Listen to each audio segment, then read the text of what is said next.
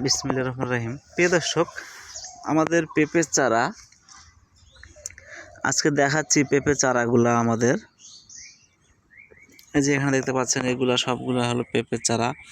আমাদের পেঁপের চারা সেটা হলো শাহিজাত পেঁপের চারা।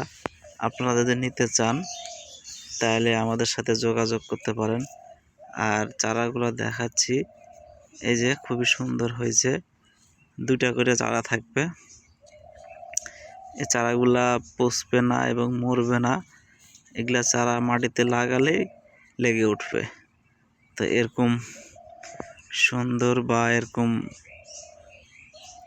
শক্তিশালী পেঁপের চারা লাগলে আপনারা যোগাযোগ করবেন। আমাদের পেঁপের চারা রেডি আছে। এটা হলো শাহিজাত।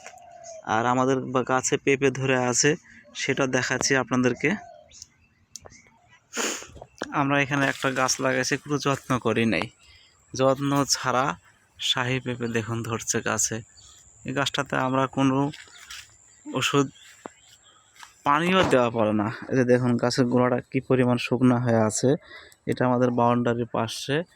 তো আর ওই পাশে ওই গাছটা 2 বছর বয়স। ওই গাছটা 2 বছর বয়স, তবু আগালে কত সুন্দর পেঁপে ধরে আছে, কত বড় হয়েছে। শাহি পেঁপের গঠনটা দেখুন, এই যে